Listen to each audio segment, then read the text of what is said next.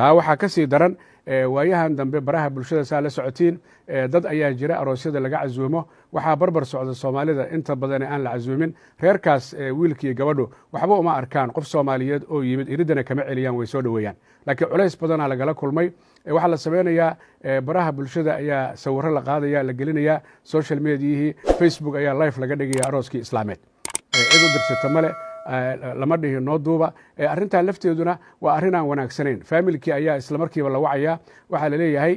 adinka aroosaa qabteen mana noo sheegin haddaan live facebooka ka daawanayna arrintaas waa dhaqan xumo ama magaalo joogno xumo sida loo arko waxaan xusuusanayaa faamil soomaaliyeed ayaa aroos dhiganayey kadibna waxay sameeyeen family waxaa jira ku shaqaysta in ay jaakadaha iyo teleefanada iyo dadka ay ka reebaan irdaha marka la joogo lambar baa qofka la siinaya lambarna waxaa lagu dhejinaya jaakada lambar baa la siinaya lambarna waxaa lagu dhejinaya telefoonka waxaa laga wadaa in qof teleefon wataa uusan xafladda gelin si looga hortago arrimaha iminka aan ka hadlayo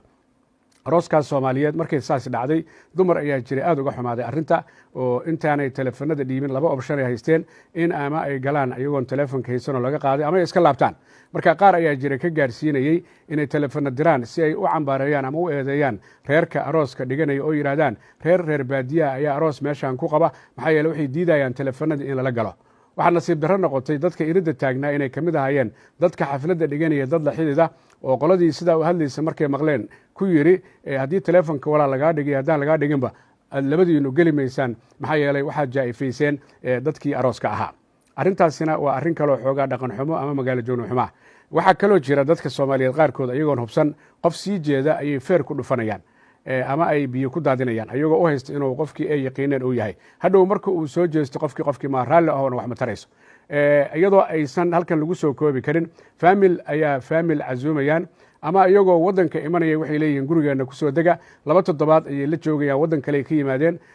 way cabeen way cuneen way xirteen eraboorka loo sagootiyey faamilka markay guriga ku laabtaan dalkoodii waxaa laga rabaa inay u mahad celiyaan faamilka ay la joogeen taa beddelkeeda xan iyo hadallo ayay ka fidinayaan ninkii naagtu iskuma fiicnayn ilmahoodu ma maqlaynin iyo arrimo noocaasa waxaasoo dhan wax quman ma aha waa magaalo joogno xumo halkan kuma soo koobi karno daawadayaal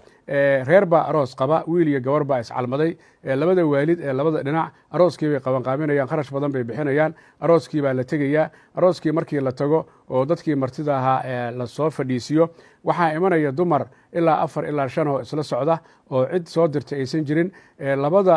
xafladda labada reeree watana isma yaqaanaan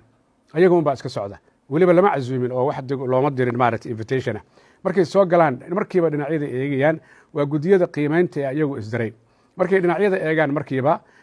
waxay arkayaan fadhigu siduu yahay waxaa loo imanaya qoladii meeshii microfonka uu yeelay iyo qalabka warbaahinta iyo qolada muusiga haddii heese ay jiraan waxaa laleeyahay adinka meesha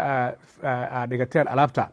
meel khaldan waaye koono waaye alaabta qaada meeshaas dhexe geeya oo ku aadiya maaha arooska wiilka faamilkiisii arooska gabadha faamilkoodiina maaha dumarka saa samaynaya dadkii xafladda la joogay ayaa laleeyahay inta loo tago qolada cuntada qaabilsan raashinka aad diyaariseen in mise qofuu ku filaya waa arrimo ay dhici karto daawad inaa istirahdaan arrintani waa ka badbadin oo ma jirto laakiin waa arrimo dhacay waxaa kale oo jira xafladaha aroosyada ay dadku dhigtaan dadku kharash bay ku bixiyeen wiilkooda iyo gabadhooda inay farxaan dadka imanaya ay la farxaan si nabadgelya inay ku dhammaato dad waxaa jira u taga inay rabshado iyo dagaallo ay ka kiciyaan arrintaasina arrin wanaagsan maaha oo u roon faamilka labada dhinac ama soomaalida meesha tagtay waxaa kale oo jira dad booqda guryaha soomaalida waa ay isbooqataa qaraabo ayaa isbooqanaysa asxaab ayaa isbooqanaysa gurigii baa dadkii laga furaya soo dhoweyn ayaa loo samaynayaa fadhigii ayaa la fadhiisinayaa kadibna waxaa loo diyaariyay dabcan sida caadada ah ama shaah ama qaxwo ama cabitaan ama waxyaabo macmacaana ilaa hooyadaas iyo aabbaha guriga joogahay waa dad xil ka mudan dadka asxaabtooda ama walaalahooda dadkii yimid waxaa laga rabaa inay fadhiistaan oo ay noqdaan dad martiya qaarkood markiiba martinimada way ka baxayaan iyadoo weliba ay arrintaasu arrin aad u dhibaysa ay tahay hooyada guriga ama aabbaha guriga way istaagaysaa derbiyada ayay fiiris ku bilaabaysaa bugaag meel saaran ayay fatashaysaa way soo baxaysaa jikada ayay tegeysaa qoftaa dumarkaahi qaanadihii ayay eegeysaa maxaa waaye